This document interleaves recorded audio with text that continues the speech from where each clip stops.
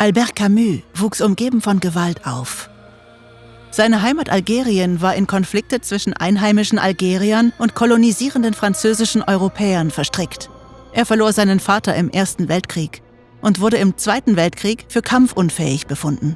Im Zuge seines Kampfes gegen Tuberkulose in Frankreich und seiner Arbeit als Widerstandsjournalist, der sich mit den Verwüstungen des Krieges auseinandersetzte, wurde Camus zunehmend mutloser. Er konnte keinen Sinn hinter all dem endlosen Blutvergießen und Leid erkennen. Er fragte, wenn die Welt bedeutungslos wäre, könnte das Leben des Einzelnen dennoch einen Wert haben? Viele Zeitgenossen von Camus untersuchten ähnliche Fragen unter dem Banner einer neuen Philosophie, die als Existenzialismus bezeichnet wird. Existenzialisten glaubten, dass die Menschen als unbeschriebene Blätter geboren werden und dass jeder dafür verantwortlich ist, den Sinn seines Lebens inmitten einer chaotischen Welt zu erschaffen. Doch Camus lehnte diese Denkschule ab. Er argumentierte, dass alle Menschen mit einer gemeinsamen menschlichen Natur geboren werden, die sie auf gemeinsame Ziele ausrichtet. Eines dieser Ziele war die Suche nach Sinn, der willkürlichen Grausamkeit der Welt zum Trotz. Camus sah das Verlangen der Menschheit nach Sinn und die stille Gleichgültigkeit des Universums als zwei unvereinbare Puzzleteile und hielt den Versuch, sie zusammenzufügen, für grundsätzlich absurd. Diese Spannung wurde zum Kern von Camus' Philosophie des Absurden. Die besagte, dass das Leben von Natur aus sinnlos ist. Das Erforschen, wie man ohne Sinn leben kann, wurde zur Leitfrage von Camus' Frühwerk, das er seinen Zyklus des Absurden nannte. Der Star dieses Zyklus und Camus' erster veröffentlichter Roman bietet eine eher düstere Antwort. Der Fremde erzählt die Geschichte von Meursault, einem emotional distanzierten jungen Mann, der nichts in der Welt großartige Bedeutung beimisst. Er weint nicht bei der Beerdigung seiner Mutter.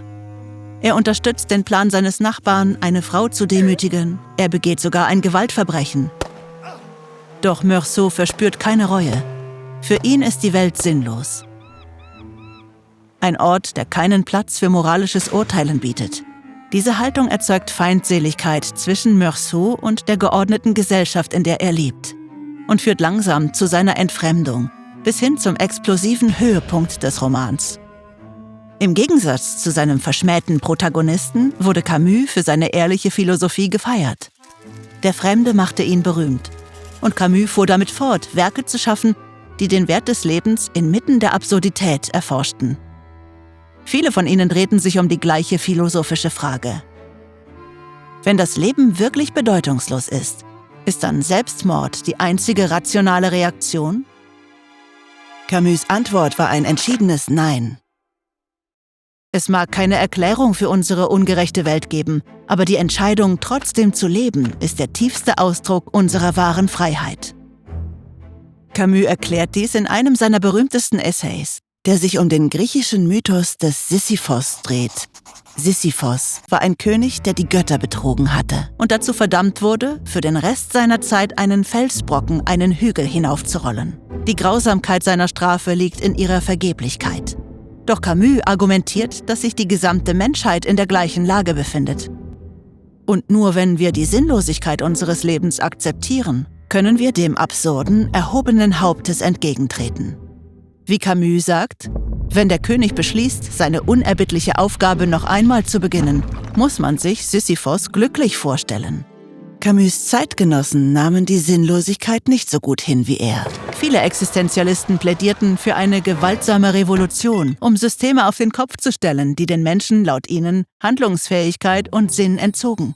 Camus antwortete mit seiner zweiten Reihe von Werken, der Zyklus der Revolte. In »Der Mensch in der Revolte« erforschte er Rebellion als kreativen und nicht als destruktiven Akt. Camus glaubte, dass die Umkehrung der Machtdynamik nur zu einem endlosen Kreislauf der Gewalt führen würde.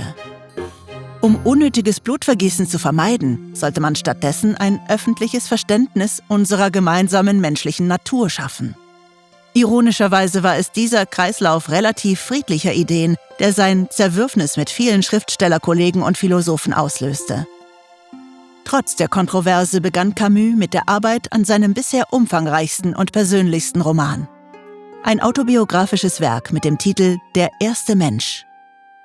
Der Roman sollte der erste Schritt in eine hoffnungsvolle neue Richtung sein. der Zyklus der Liebe. 1960 starb Camus jedoch plötzlich bei einem Autounfall, was man nur als sinnlos und absurd bezeichnen kann.